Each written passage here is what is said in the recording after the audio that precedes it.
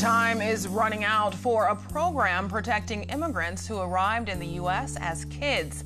The San Diego group helping them with their legal fight to stay.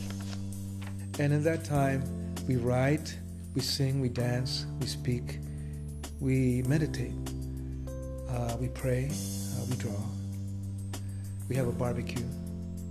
The U.S. Poet Laureate reflects on the power of words ahead of his next visit to Barrio Logan. Welcome to the fastest hour of the Comic-Con Quick Draw. When improv meets the pen, the quick-witted panel that keeps Comic-Con fans laughing. KPBS Evening Edition starts right now.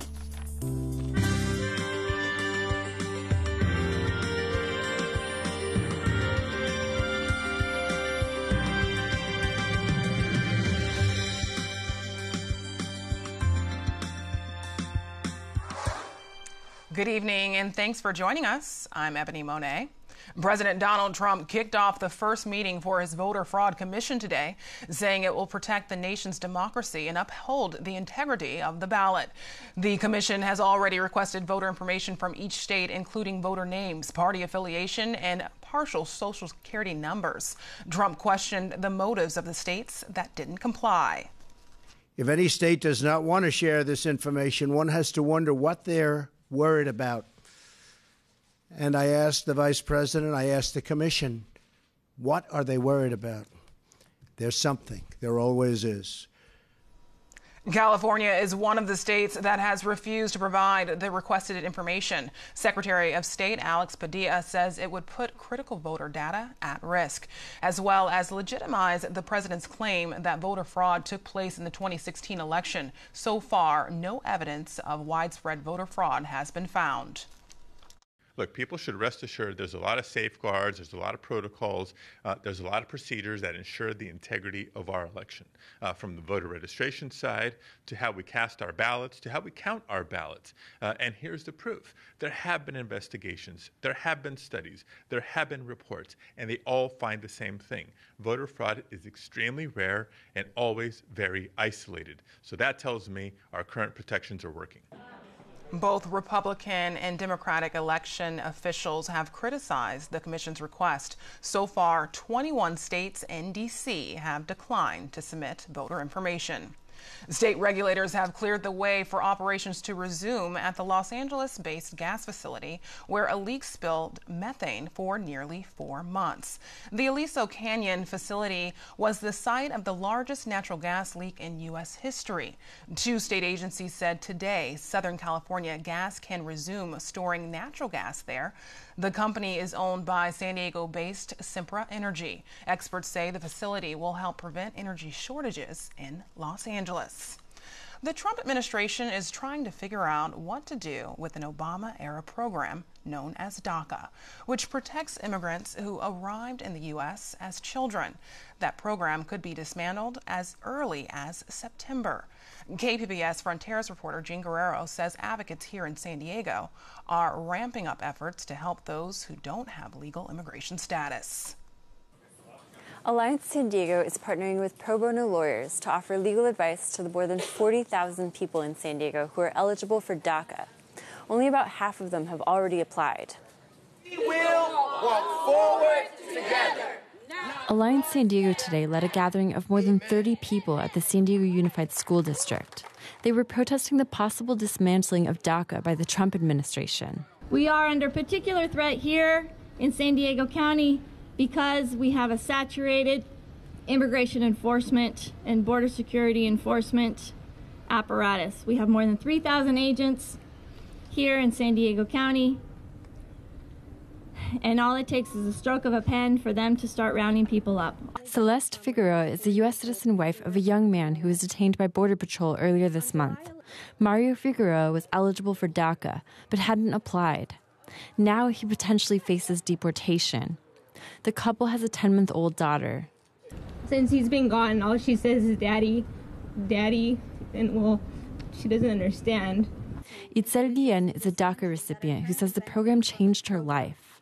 The benefits not only include allowing us to pursue our education dreams, being able to work legally, being able to drive to and from wherever we need to be without the fear of deportation.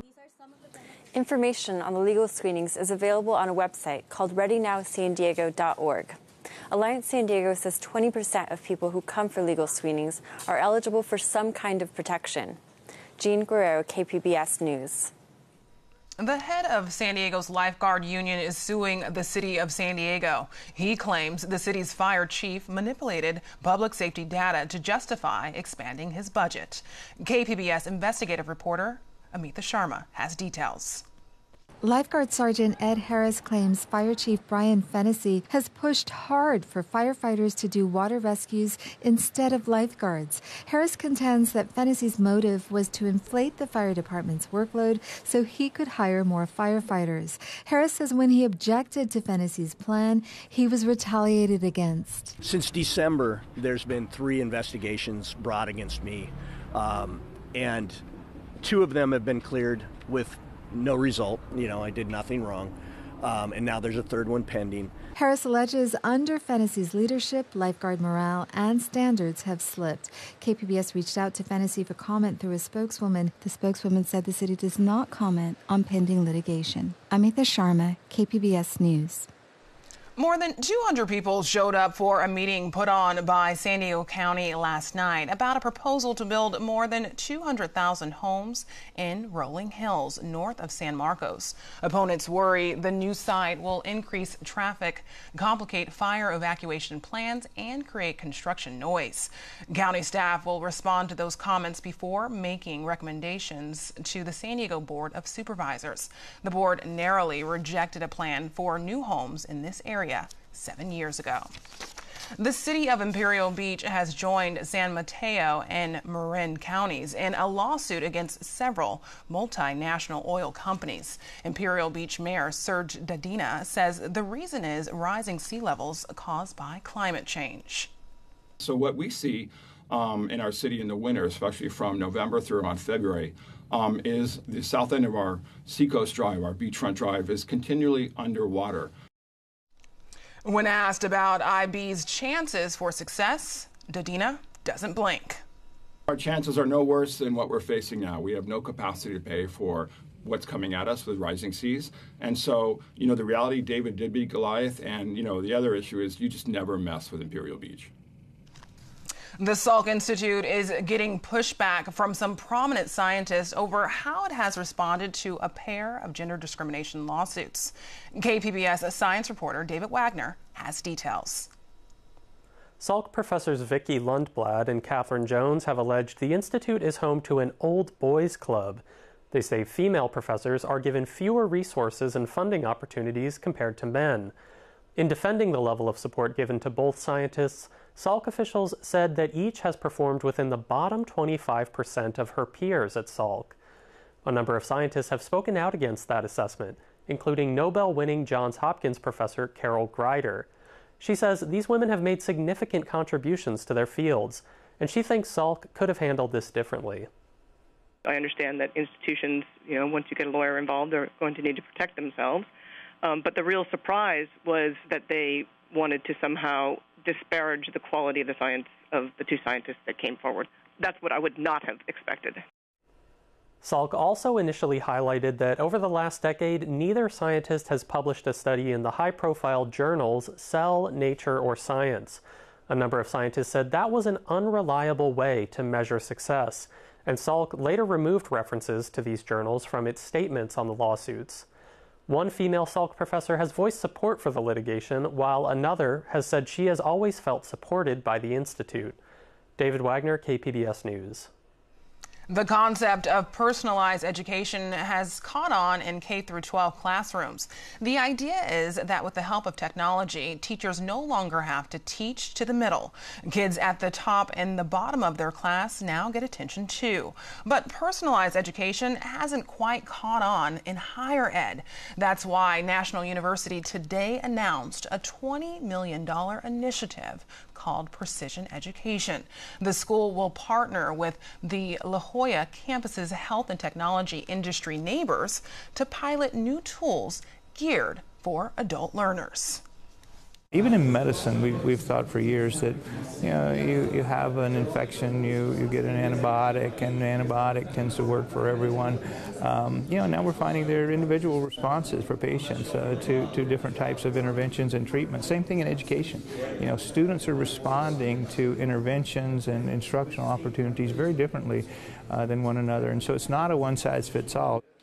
Many K-12 schools are already using a personalized learning platform developed by Facebook. The web-based curriculum and quizzes let teachers track each student and focus class time on discussion.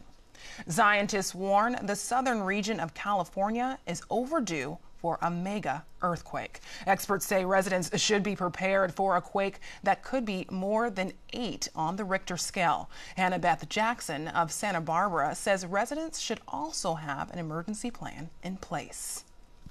But if we can get people prepared so that they realize that we will all be without water, electricity, ability to travel, and no communications network for at least 3 days. Once a major earthquake hits, we can prepare for that to the extent that human beings can prepare, and at least do everything we can that's humanly possible. Lawmakers are planning a second earthquake readiness session in the Capitol at the end of next month. Coming up tonight on PBS NewsHour, President Trump's new budget proposal cuts funding for social programs such as food stamps. One woman in Arkansas, a state that voted for Trump, says she would be hit hard with the program if it was taken away. I'm out of food stamps within 2 weeks. And that's another 2 weeks, week and a half, 2 weeks, that I'm sitting here, well, how am I going to feed my kids? What am I going to do next? Am I going to have to beg people for food? And are consumers ready to hit the pedal on electric cars? That's tonight on PBS NewsHour, starting at 7, right here on KPBS. United States Poet Laureate Juan Felipe Era returns to San Diego Friday. He shares stories about his childhood and how his passion for poetry took him from his hometown in Barrio Logan to his current appointment by the Library of Congress. NPR producers asked him, can poetry change the world? Here's his answer. Well, our lives influence everything. It's not just the work, it's not just the words. It's our entire lives, how we dedicate our life in this world, how we write our life on the pages of time, the time we have allotted, whether it's 30 years or 68 years, 100 or 12, or whatever the number is, how we give our life. And in that time, we write, we sing, we dance, we speak, we meditate. We pray, we draw, we have a barbecue, watch television. So so the answer is everything affects everything. And yes, indeed, a poem can bring about radical change, but it's different than changing the levers of society. It's more like reading your poem or writing your poem or sharing your voice. Maybe you share it for a minute, and in that minute, someone may be listening, and in that minute, we both are changing. And perhaps that's the change we're seeking. It's personal, intimate, and momentary, small moments.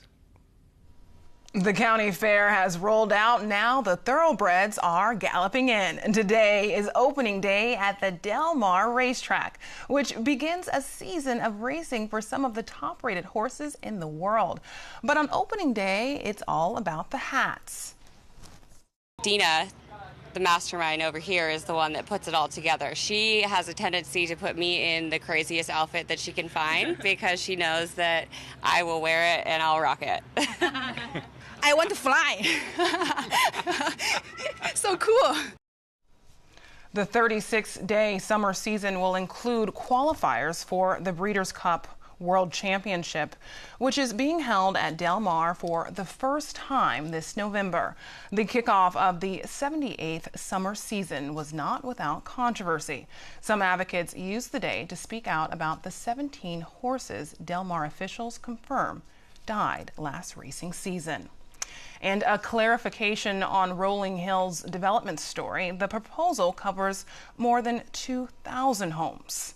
Now, some clouds and humidity for San Diego this week. Erin Calandra has more in tonight's forecast. Well, take a look at this radar and satellite. I'm going to step out of the way so we can see what's going on. More widespread showers and thunderstorms, mainly through the northwestern tip of our county, Oceanside, Borrego Springs as well, even a couple through Mount Laguna and Alpine. The reason is because of this upper level low here right outside of Las Vegas. This is what's spinning around and it's bringing us some wet weather here, more than we've seen in quite some time. So taking a look at tonight, it's going to be dry, humid, temperatures around 70 degrees. It's going to feel a bit sticky out there though. Clouds are going to build throughout the night. We're going to see them in the morning. So taking a look at our temperatures, Oceanside tonight 67 degrees for the low. Same story for Poway. San Diego 70, Borrego Springs 78, and Mount Laguna 61. More cloud coverage along the coast, less inland. And again, it's going to burn up and we'll have plenty of sunshine tomorrow. Taking a look at our Thursday, it is cooler along the coast. Of course, still warm inland. Deserts are still in the triple digits.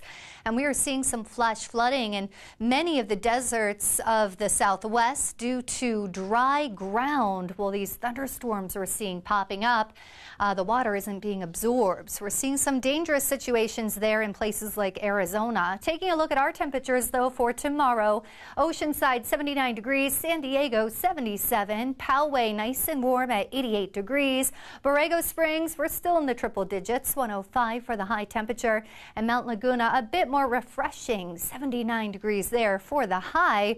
Taking a look at our 5-day here along the coast, if you're heading to the beach, well, perfect weather for you. We are in the upper 70s with plenty of sunshine all week long. Make sure you put on the sunblock. We don't want anyone getting burnt there at the beach. Inland, it's going to be in the 80s, upper 80s all week with plenty of sunshine again. A couple of clouds passing through. And as we take a look here at the mountains, a bit cooler, more pleasant for many people. Temperatures up to 80 degrees. Could see a shower in places. Same story for the deserts. And of course, we are still holding strong in the triple digits. For KPBS News, I'm Erin Calandra. San Diego officials today gave an update on the city's Vision Zero plan to eliminate all traffic deaths. KPBS Metro reporter Andrew Bowen says advocates for safer streets are sending a warning. The strategy for getting to zero traffic deaths by 2025 relies on the 3 E's: enforcement of traffic laws, education about safe behaviors, and engineering streets to slow down cars and improve safety for their most vulnerable travelers, pedestrians and bicyclists. It's that last E, engineering, that's proving to be the most difficult and expensive. Many streets were designed decades ago. El Cajon Boulevard is one of the city's most dangerous streets, and businesses there have long been advocating for slower speeds and more crosswalks. On the west end of El Cajon Boulevard, there's 5 dense developments being built with over 500 new residents. These are people who really want to be about urban living. They need to be able to cross the street safely and live in a great urban area. City Councilman Chris Ward agreed. He said the city should try to educate pedestrians on safe behavior. But at some point, we're going to reach a tipping point where we have to amend our environment as well, too. And I think part of that's going to have to be looking at, some of these additional crossing areas, because that's what people are doing anyway. 2016 saw 61 traffic deaths on city streets. That makes it the deadliest year in a decade. Advocates say if the city is really committed to zero traffic deaths, it needs to spend more money on safer streets and to spend that money in the right places. Andrew Bowen, KPBS News. Super kids, get ready to race this weekend. The Rochester Soapbox Derby gives kids with special needs a chance to enjoy the thrill of racing. From our sister station in WXXI, producer Denise Young shows us how the experience goes beyond the racetrack.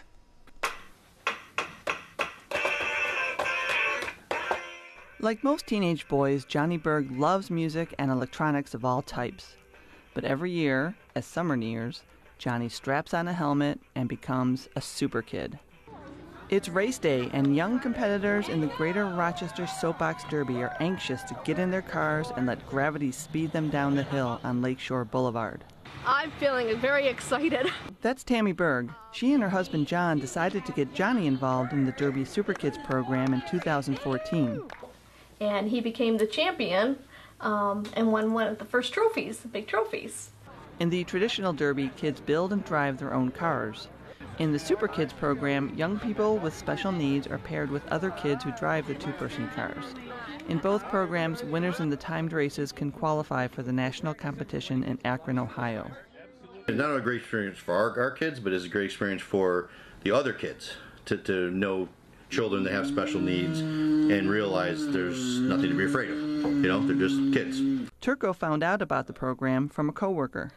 I knew I had a son with special needs, and he just loved it. I mean, Nick is a great guy, but he hates things on his head, and this is how much I knew he really wanted to do it, because in order to race, you have to wear a bike helmet on your head.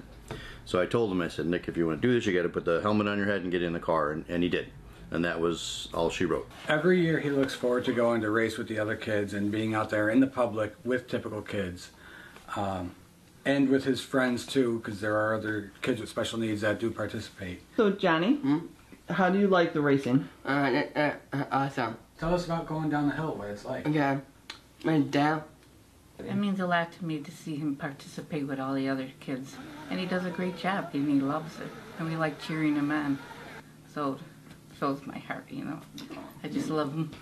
We all go to the race, usually in June, and we cheer him on.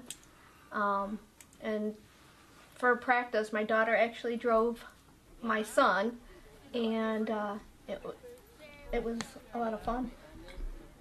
Right? It's like a rush, but it's like at first you're like, oh, this isn't too bad, but then it starts going fast and you're like, this is really fun. Johnny and Brienne teamed up again on race day during Johnny's second trip down the hill, and they rode to victory.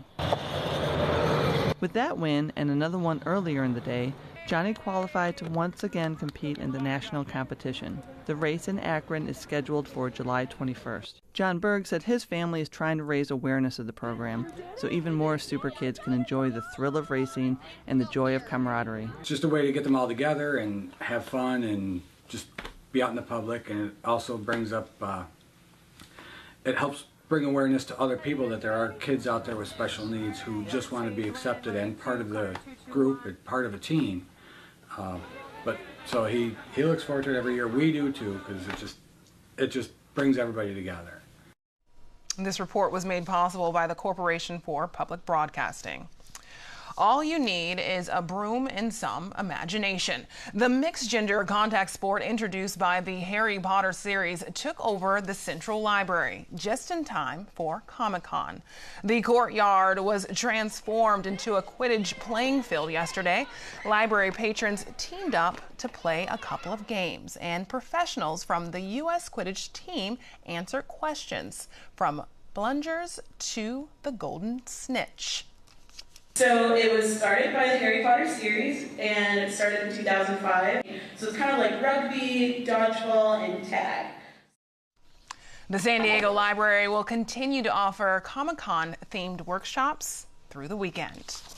One of the highlights of Comic-Con for KPBS arts reporter Beth Accomando is something called Quick Draw. She discovered it one year when she was covering a panel in the next room and felt the walls vibrate with laughter. She had to find out what was so entertaining. Now Beth explains what makes Quick Draw so much fun.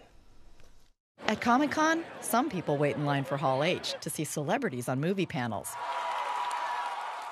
But anyone who's experienced the sheer bliss of Quick Draw knows there are other kinds of superstars at Comic-Con, like cartoonist Sergio Aragones, who may be the quickest pen in the West. He's been attending the convention from the earliest days back at the El Cortez. And then the parties, when we had at El Cortez, I cannot even start telling you about the parties we had over there. But now that has disappeared, because you don't have the familiarity of the small place like the El Cortez. But you have great dinners, because now they have great dinners, so you go to, it's different, but a lot of fun still. One of the things that keeps it fun is Quick Draw, hosted by Mark Evanier. Welcome to the fastest hour of the Comic-Con, Quick Draw. Each year, Evanier gathers a trio of cartoonists to merge improvisational comedy with cartooning to the delight of audiences. Cartoonists often draw things that are funny, but they don't usually get to see an audience reaction. But at Quick Draw, they do.